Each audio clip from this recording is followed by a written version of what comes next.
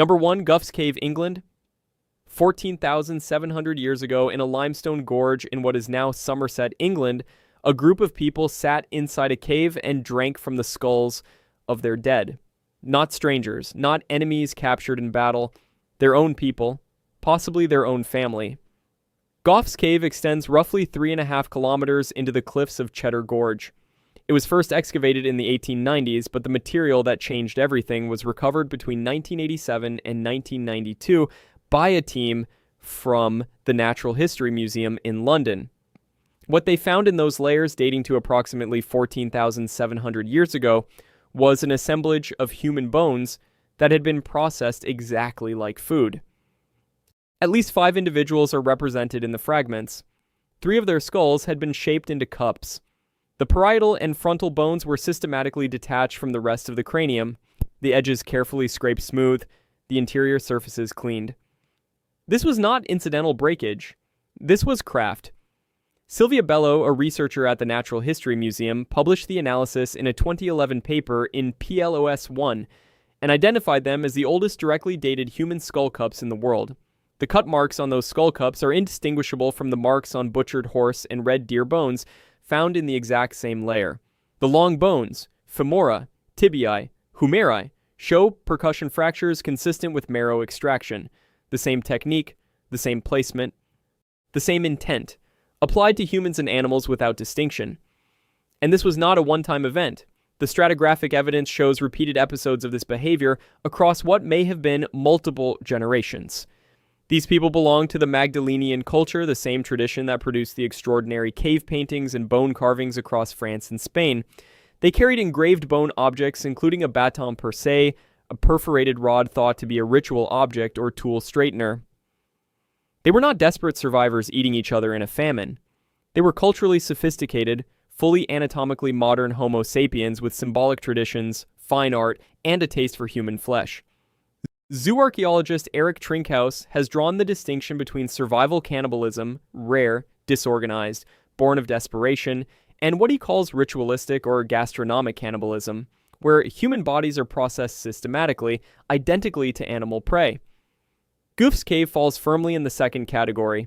One skull cup even shows organic residue and wear patterns on its inner surface consistent with repeated use.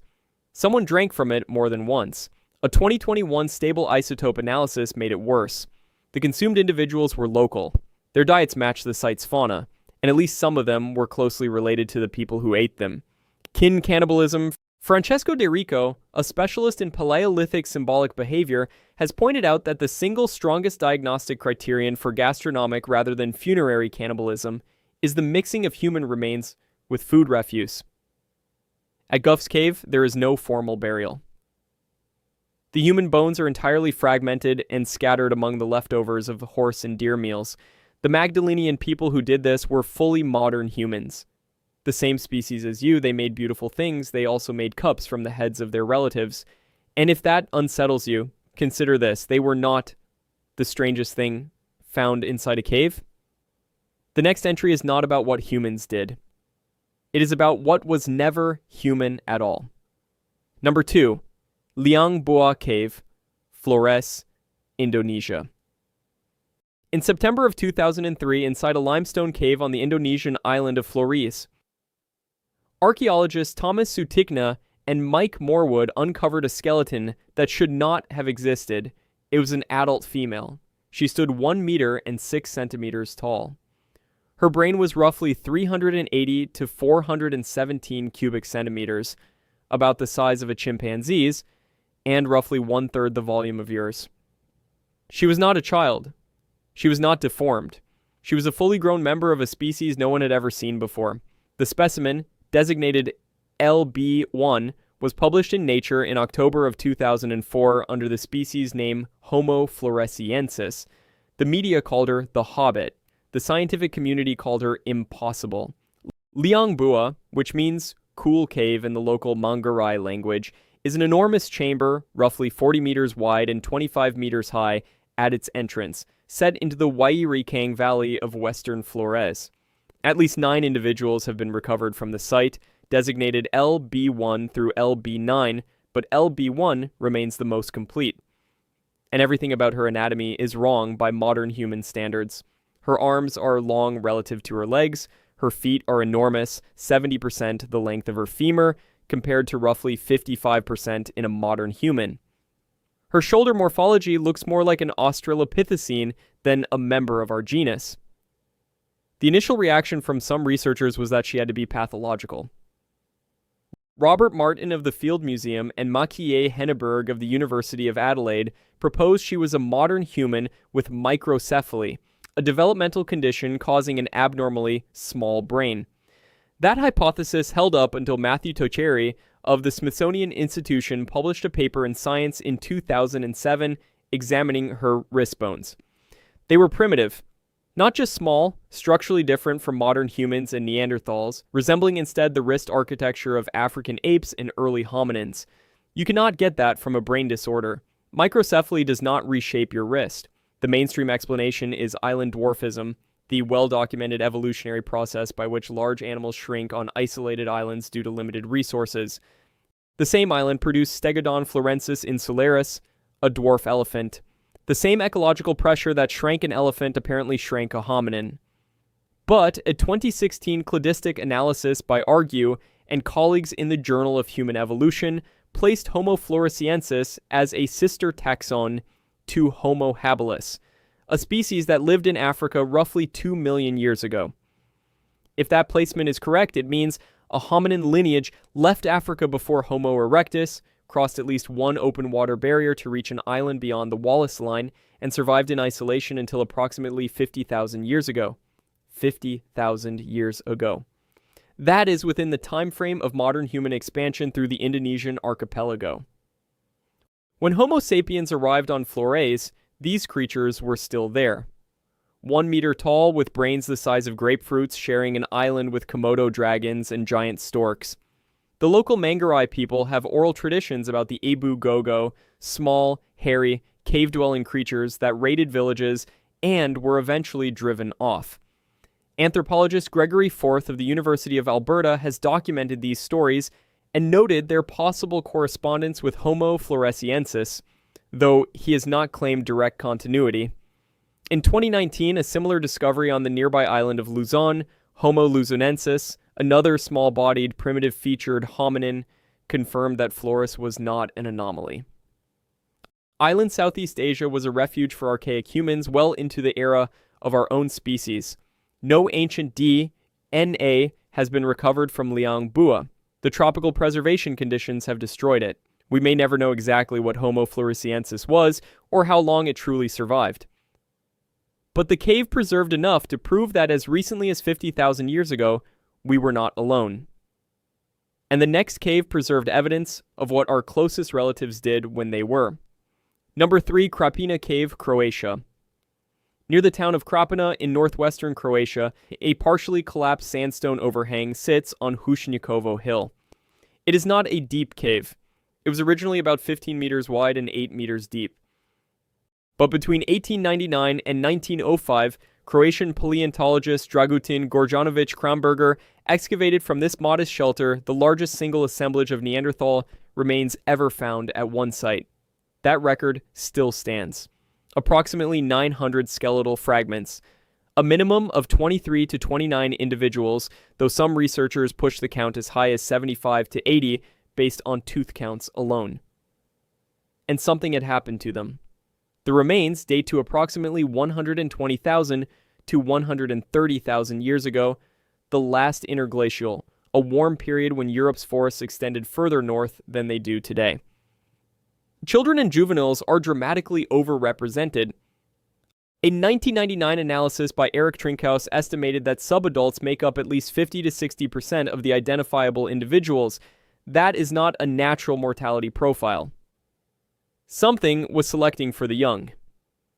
Mary Russell first systematically documented the cut marks in 1987, identifying 24 skeletal elements bearing defleshing marks. She interpreted them as evidence for secondary burial, removing flesh from bones before disposal, a known mortuary practice in some human cultures. But in 2015, Jakov Radovcic, David Freyer, and colleagues applied modern diagnostic criteria to the assemblage and found 31 bones with cut marks percussion damage, and burning patterns identical to those on the animal bones in the same layer. The technique was the same. Long bones struck at midshaft with a hammerstone to produce spiral fractures for marrow extraction, the same method used on cave bear, deer, and rhinoceros. The burning patterns are particularly telling. Some bones show differential burning, darker on one surface, lighter on the other, consistent with rotation over a heat source, consistent with cooking. The cut mark placement is specific. Marks on the interior of the mandible suggest tongue removal. Marks on rib shafts match intercostal muscle removal. Marks on long bone shafts match filleting of major muscle groups. Russell's alternative hypothesis that this is mortuary processing, not consumption, has not been abandoned. Researchers, including Francesco Malegni, have argued the distribution is equally consistent with preparing bones for curation or display. The debate remains genuinely unresolved. As of 2023, active papers defend both interpretations. But here's what makes Krapina truly disturbing. In 2017, Radovcic and colleagues described eagle talon jewelry from the same site, white-tailed eagle talons with cut marks and wear grooves suggesting they had been strung as pendants. They date to 130,000 years ago, predating any other known jewelry in the archaeological record by tens of thousands of years. The same population that was processing human bodies for possible consumption was also making personal ornaments from the claws of raptors. They were not cognitively limited, they were not brutish, they were making necklaces, and they were, apparently, also eating each other. No complete or articulated skeleton was found at Krapina. Every element is disarticulated and fragmented. The site nearby, Vindija Cave, roughly 40 kilometers northeast, later produced the first high-quality Neanderthal genome, which revealed that modern humans outside Africa carry approximately 1 to 4% Neanderthal DNA. We carry their genes. Whatever happened at Krapina happened among our relatives. And the next cave revealed that the Neanderthals were not the only relatives we never knew we had. Number 4. Denisova Cave, Siberia. In 2008, in Layer 11 of the East Gallery of a cave in the Altai Mountains of Siberia, a team recovered a bone fragment no larger than a thumbnail. It was a proximal manual phalanx, a piece of finger bone, roughly 3 centimeters long, from a child estimated to be 5 to 7 years old. Morphologically, it was unremarkable. There was nothing to see. But inside that bone was a genome that rewrote human history. Denisova Cave sits at roughly 670 meters elevation in the Bashalaksky Range. It is named after an 18th century hermit named Denis who once lived there. The bone, specimen Denisova III, was sent to the Max Planck Institute for Evolutionary Anthropology in Leipzig, where Svante Pääbo's team extracted and sequenced its ancient DNA. The results, published in Nature on the 24th of March 2010, revealed a mitochondrial genome that had diverged from the modern human lineage approximately 1 million years ago. That is twice as divergent as Neanderthals. This was not a Neanderthal. It was not a modern human. It was something else entirely. Subsequent nuclear genome sequencing by David Reich and colleagues published in December of 2010 confirmed it. The Denisovans were a sister group to Neanderthals, sharing a common ancestor approximately 400,000 to 440,000 years ago. Both the groups had diverged from the modern human lineage roughly 550,000 to 750,000 years ago. An entire branch of the human family tree had been discovered, not from a skeleton, not from a skull, but from a sliver of finger bone and the molecules trapped inside it. John Hawkes called it the first species discovered by genome sequencing alone. The genome also revealed something that no one had anticipated. Modern Melanesians, Aboriginal Australians, and some Southeast Asian populations carry approximately 4 to 6% Denisovan DNA. These archaic humans had interbred with our ancestors.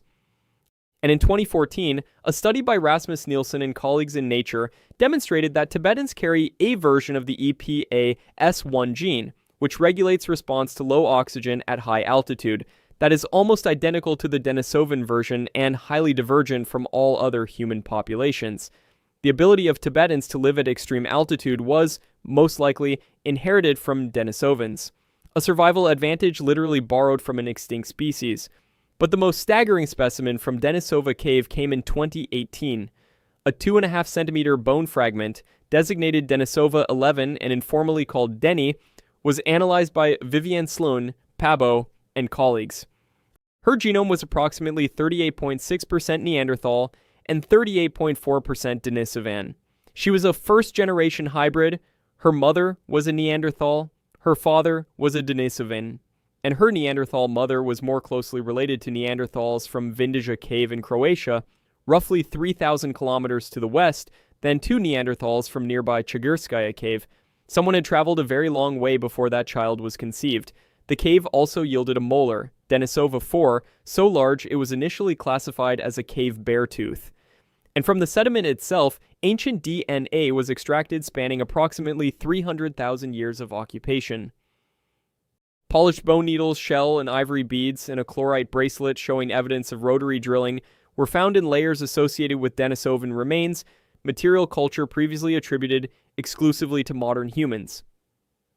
Denisova Cave is the only known site on Earth to contain skeletal remains of three distinct human species: Denisovans, Neanderthals, and modern humans, layered on top of each other across 300 millennia. The geographic range implied by Denisovan DNA, from the Altai Mountains to Tibet to Melanesia, with virtually no skeletal record outside two sites, represents one of the most dramatic mismatches between fossil and genomic evidence in the history of science, a species that spanned a continent and left almost no bones. Only a cave in Siberia and a cave in Tibet preserve the proof they ever existed, and the next cave poses a question that may be even harder to answer. Not what a species looked like, but what it was thinking. Number 5. Rising Star Cave, South Africa. The Dinalidi Chamber is approximately 50 kilometers northwest of Johannesburg, inside the Rising Star Cave system, part of the Cradle of Humankind World Heritage Site. To reach it, you must descend a 12-meter near vertical chute that narrows to 17 to 18 centimeters at its most restricted point. An average adult human cannot fit through it, and inside that chamber, scattered across the floor, were the bones of at least 15 individuals belonging to a species with a brain 1/3 the size of yours. In October of 2013, cavers Rick Hunter and Stephen Tucker reported the find to paleoanthropologist Lee Berger at the University of the Witwatersrand. Berger needed people small enough to fit through the chute and qualified enough to excavate what they found on the other side. He posted a call on social media, possibly the only time in the history of science that a major paleontological expedition was recruited via Facebook. The 6 women selected, Marina Elliott, Aliyah Gurtoff, Hannah Morris, Becca Picciotto, Kay Lindsay Hunter, and Ellen Foy-Riegel, became known as the Underground Astronauts. In 3 weeks, they recovered more than 1,550 hominin specimens, the largest single hominin assemblage ever found in Africa. Homo naledi was formally described in eLife in September of 2015. The species name means star in both Sesotho and Setswana. The anatomy is a contradiction.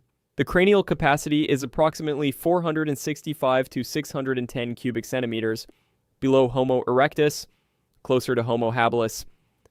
But the hands are almost fully modern, with precision grip capabilities comparable to Homo sapiens despite curved fingers suggesting tree climbing. The feet are nearly indistinguishable from ours, implying fully bipedal locomotion. The pelvis is primitive, flared like an Australopithecus. No other hominin has this combination. Dating published by Paul Dirks and colleagues in 2017 placed the Dinalidi assemblage at 236,000 to 335,000 years ago.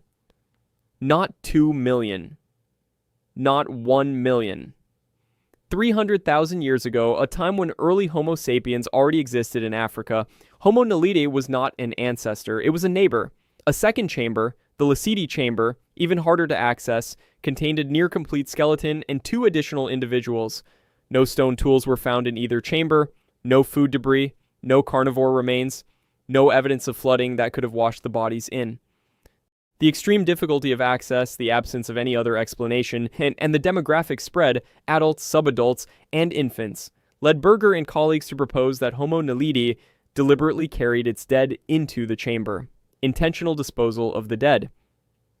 By a species with a brain the size of an orange.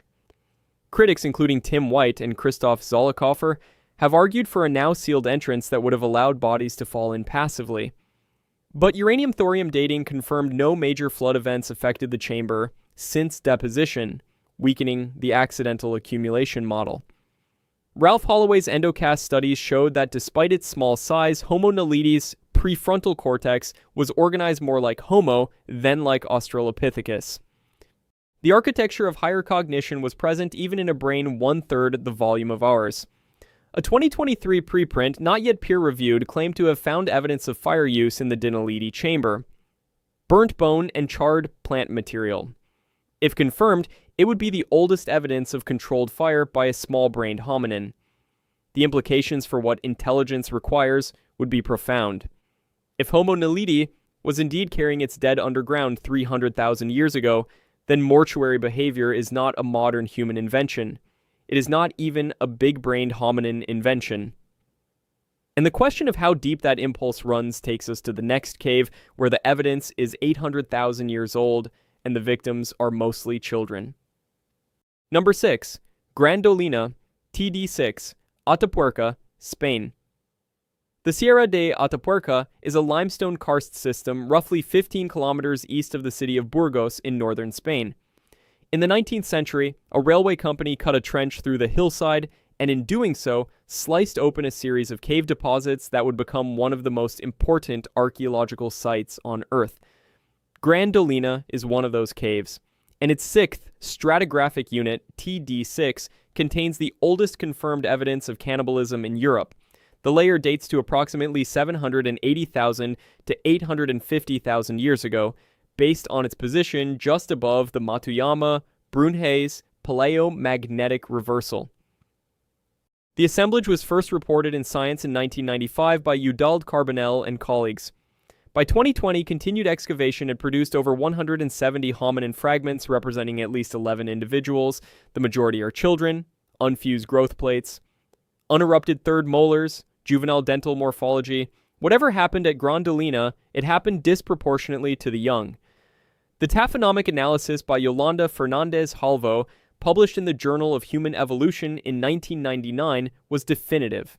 The cut mark distribution on the hominin bones was statistically indistinguishable from the processing patterns on horse, deer, bison, and rhinoceros bones in the same deposit. V-shaped cut marks consistent with flint tools. Percussion marks at midshaft for marrow extraction. The same technique applied to the same skeletal locations on humans and animals alike. The hominins were assigned to a new species, Homo antecessor, pioneer man, by Jose Maria Bermudez de Castro and colleagues in 1997 based on a unique combination of modern-looking facial features and primitive cranial anatomy. The designation remains contested.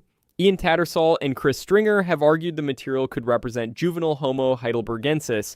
A 2020 proteomic study by Friedo Welker and colleagues published in Nature analyzed tooth enamel proteins and placed Homo antecessor as a sister group to the Neanderthal Denisovan sapiens clade, an early branch but not necessarily a separate species. What is not contested is what happened to the bodies. The cut marks are on the mandible, consistent with tongue removal. On the rib shafts, intercostal muscle removal. On the long bone, diaphyses, filleting. The stone tools associated with the processing are Mode 1, Oldowan type, simple flakes and choppers with no hand axes, technologically crude, but effective enough to butcher a human child in exactly the same way you would butcher a horse. The debate over motivation remains open. Fernandez Calvo noted that the face and skull were preferentially targeted in ways that might indicate trophy taking rather than purely nutritional processing. Juan Luis Arzuaga has proposed the assemblage may represent territorial violence, groups killing and consuming members of rival populations during a period of severe climatic fluctuation. These were among the first human populations ever to enter Europe. The cannibalism at Gran Dolina may be a window into how those earliest European communities interacted with each other. 800,000 years of cannibalism documented in caves across Europe, from Gran Dolina to Krapina to Gough's cave. 3 different species. The same behavior, but not every cave preserved evidence of what humans did to each other for food. Some caves preserved what they did to each other with weapons. Number 7. Shanidar Cave, Iraq. Shanidar Cave sits in the Brados Mountains of the Kurdistan region in northern Iraq, at roughly 745 meters above sea level. The entrance is about 25 meters wide and 8 meters high. Between 1951 and 1960, Columbia University archaeologist Ralph Selecki excavated 9 Neanderthal individuals from its sediments. One of them had been stabbed. Shanidar III is an adult male. His left ninth rib bears a sharp force lesion approximately 17 millimeters long with a clean V-shaped cross-section consistent with a stone projectile or blade. Stephen Churchill of Duke University studied the wound in a 2009 paper in the Journal of Human Evolution.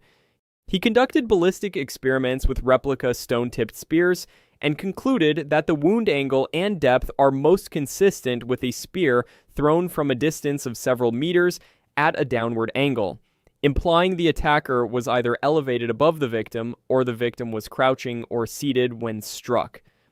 Close-range thrusting would produce a more horizontal trajectory. Churchill described the wound as the best candidate for interpersonal violence in the Neanderthal record and consistent with the world's oldest documented case of violence resulting from a thrown projectile weapon. Bone healing around the lesion, periosteal reaction, shows that Shanidar III survived the injury by at least several weeks, possibly months. He was not killed instantly. But the wound may have been ultimately fatal. The same cave held Shanidar I, nicknamed Nandi, an adult male who survived to approximately 40 years of age with a crushed right eye socket that likely left him blind on one side, a withered right arm that may have been amputated below the elbow, and severe arthritic degeneration. Selecki cited him as evidence that Neanderthals cared for their infirm, that the group sustained him through disabilities that should have been fatal for a solitary hunter. The care argument has been partially critiqued. Some researchers note the disabilities could have allowed limited self-sufficiency, but the sheer accumulation of injuries and his advanced age for a Neanderthal make the case compelling. And then there is Shanidar IV. Selecki found pollen concentrated around the skeleton and proposed in his 1971 book, Shanidar, the First Flower People, that flowers had been deliberately placed as grave offerings. The First Flower Funeral. Jeffrey Summer challenged this in 1999, suggesting the pollen could have been introduced by burrowing rodents, that cache plant material. The debate remains open. Renewed excavations by Graham Barker of Cambridge University beginning in 2015 uncovered Shanidar Z, a new partial skeleton from the same cluster as Shanidar 1, 3, 4, 5, and 6. Emma Pomeroy and colleagues described it in Nature in 2020. Pomeroy and Barker have suggested the site may have been a repeatedly used location for intentional body deposition, a Neanderthal cemetery in function, if not in name. Violence, compassion, and possible ritual, all in one cave. A man who was stabbed with a spear, a man who was kept alive despite devastating injuries, a body possibly laid to rest with flowers. The Shanidar Neanderthals were apparently capable of all of it simultaneously. And the next cave takes us deeper, to a shaft where someone was struck in the face 430,000 years ago and thrown into the dark. Number 8. Sima de los Huesos, Atapuerca, Spain. Half a kilometer from the entrance of Cueva Mayor, in the same Atapuerca karst system that contains Dolina, there is a chamber roughly 6 meters long, 3 meters wide, and 2 meters high. It is accessed through a 13-meter near-vertical shaft called the Chimney of Bones. At the bottom of that shaft, excavators found the largest collection of hominin fossils ever recovered from a single site, anywhere in the world, for any time period. Over 6,700 bone fragments, at least 28 individuals, dating to approximately 430,000 years ago. The first bones were found in 1976 by Trinidad Torres. Sustained large-scale excavation under Juan Luis Arzuaga began in 1984 and continues today. The Sima hominins display incipient Neanderthal features in the face and dentition, the emerging Neanderthal body plan, but more primitive cranial anatomy. Ancient DNA extracted from a femur, specimen 13, by Matthias Meyer and colleagues at the Max Planck Institute, published in Nature in 2016, produced the oldest nuclear genome from any hominin at that time. It confirmed the Sima hominins were on the Neanderthal lineage. They were pre-Neanderthals, not yet fully Neanderthal, but heading that way. Among the bones, a single object was found, a hand axe. Designated Excalibur by the excavation team, it is made of reddish quartzite from a source roughly 30 kilometers from the site. It is beautifully crafted, far more refined than functional necessity requires, and made from a non-local material that someone carried a considerable distance into the cave. Its presence among human bones in an otherwise tool-free deposit has been interpreted by Arsuaga and colleagues as a grave offering, the oldest known in the world. And then there is Cranium 17, a young adult male with a nearly complete skull. In 2015, Nohemi Salah and colleagues published a paper in PLOS One describing two penetrating wounds on the frontal bone, one on the left side, one on the right. Both were perimortem, both were made from the front, both were made by the same tool in rapid succession. This was not an accident, this was not a fall. Someone stood facing this young man and struck him in the head twice with the same weapon. Salah and colleagues concluded it was a deliberate attack. The oldest known probable murder victim. 430,000 years old. And his body ended up at the bottom of the same shaft as 27 other individuals, alongside a hand axe that someone thought was important enough to carry into the dark. The debate over what Cima de los Huesos represents is far from settled. Arsuaga argues it is the world's first cemetery, deliberate, repeated disposal of the dead in a specific location with a grave offering.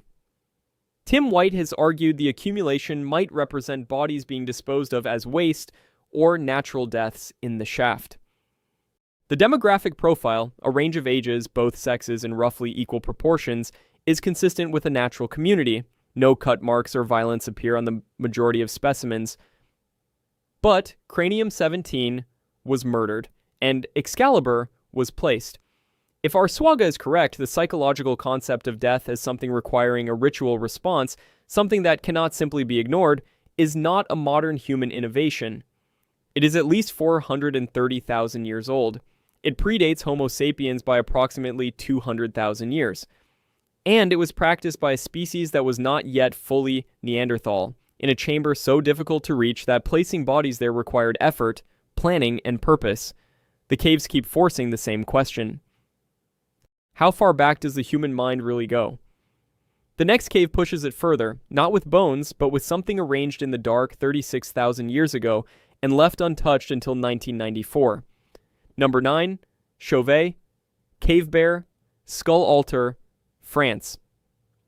On the 18th of December, 1994, three speleologists, Jean-Marie Chauvet, Eliette Brunel Deschamps, and Christian Hilaire, found an entrance sealed under a rockfall in the Ardèche Gorge of southern France. Behind it was a cave that had been sealed for approximately 21,500 years. The floor was untouched. Cave bear scratch marks, paw prints, charcoal from ancient hearths, human footprints, everything exactly where it had been left roughly 36,000 years ago. Chauvet Pont Dark Cave contains the oldest known figurative art in the world. Radiocarbon dates on the charcoal pigment place the oldest paintings at approximately 36,000 to 37,000 years ago. 65 mammoths, 71 rhinoceroses, 36 horses, 36 cave lions, 15 bears. The most diverse Paleolithic cave art assemblage ever found, dominated not by hunted prey animals, but by dangerous fauna, predators, and mega-herbivores that could kill you. But it is not the paintings that belong on this list. It is what was found in the chamber of the bear skull, roughly 200 meters from the original entrance.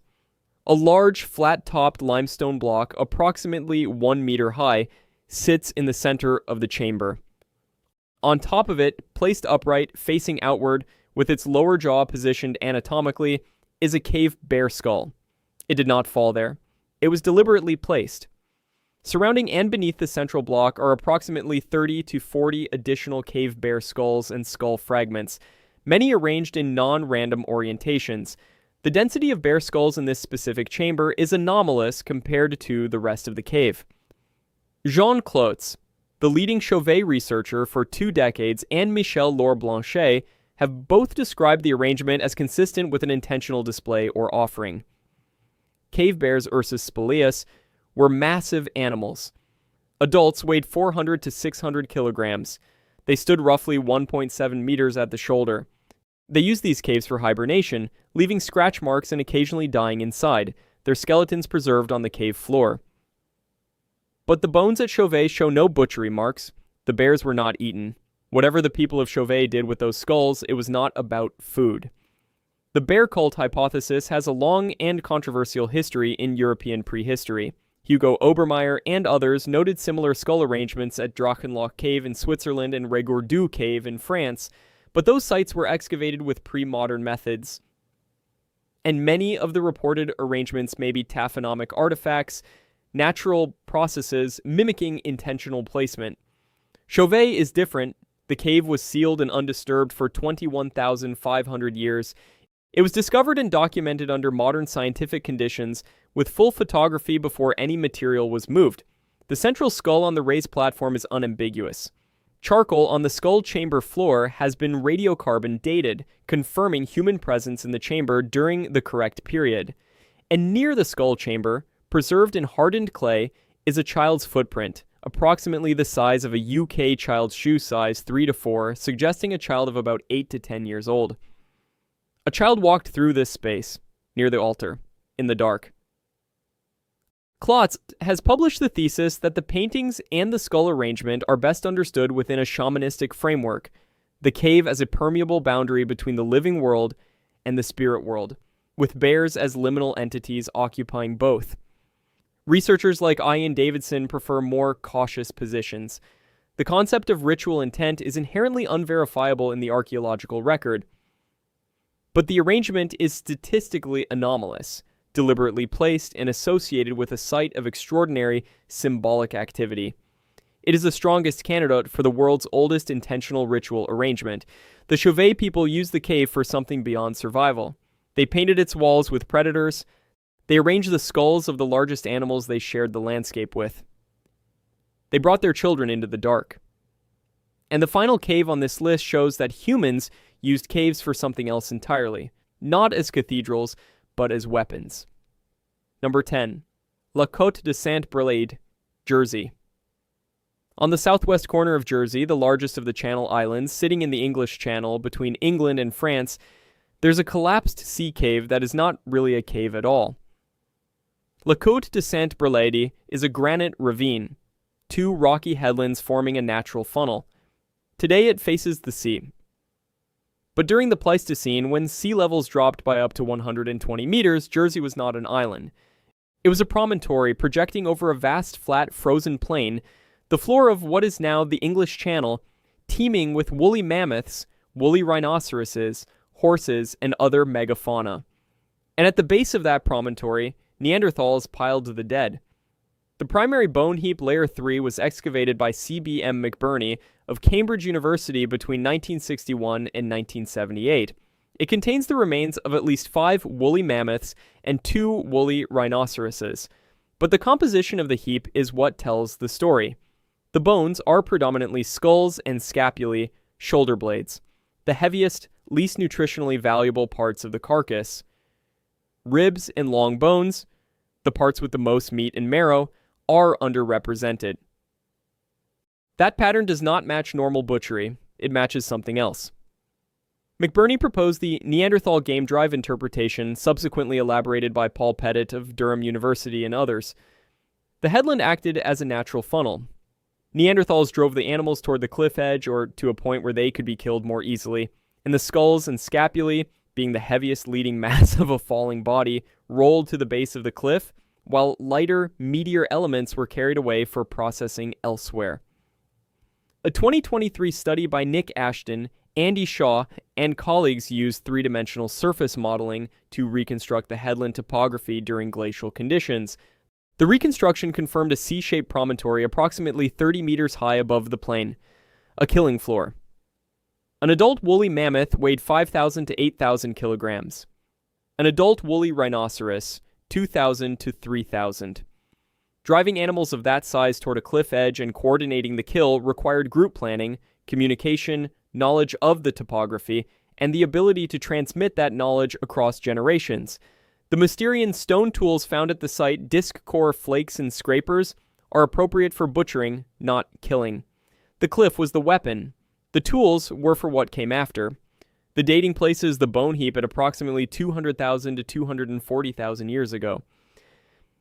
And the repeated nature of the accumulation is critical. This was not a single lucky accident. The bone pile represents multiple events across thousands of years. The Neanderthals returned to this location and used the same technique on the same species across multiple generations. The knowledge was cultural. It was transmitted. It was refined.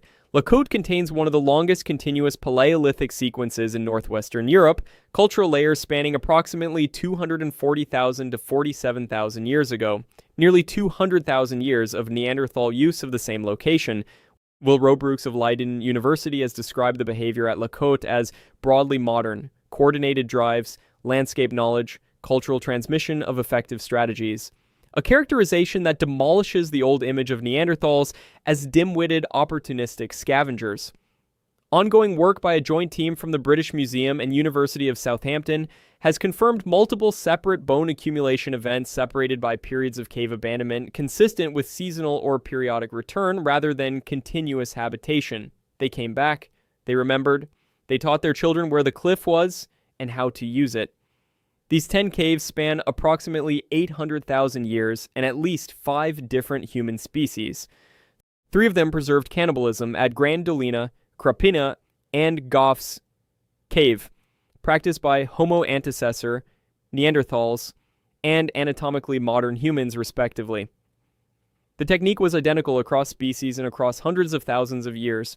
Children were disproportionately targeted at 2 of those sites. The people who ate each other also made art. They made jewelry, they made skull cups with smoothed edges and used them more than once. The cannibals and the artists were the same people. 3 caves, Sima, de los Huesos, Rising Star, and Shanidar, preserved evidence that different human species carried or placed their dead underground. If those interpretations are correct, the concept of death as something requiring a response is at least 400,000 years old and was practiced by hominins with brains 1/3 the size of ours. At Sima, a hand axe was left with the dead. At Rising Star, the passage was 17 centimeters wide. At Shanidar, there may have been flowers.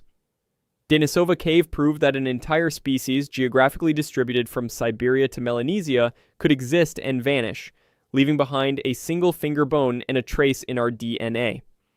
Liang proved that a 1-meter-tall hominin with a chimpanzee-sized brain survived on an island of Komodo dragons until 50,000 years ago. Chauvet proved that 36,000 years ago, someone placed a bear skull on a stone altar, surrounded it with dozens more, and brought a child to see it. Cotte proved that Neanderthals used the landscape itself as a weapon and returned to the same cliff for 200,000 years. The darkness preserved what the sunlight would have erased. Every one of these species thought the cave mattered enough to use it, return to it, fill it with bones, or meaning, or both. That impulse to go underground and leave something behind may be the most human thing there is. Even when the humans doing it were not quite human yet.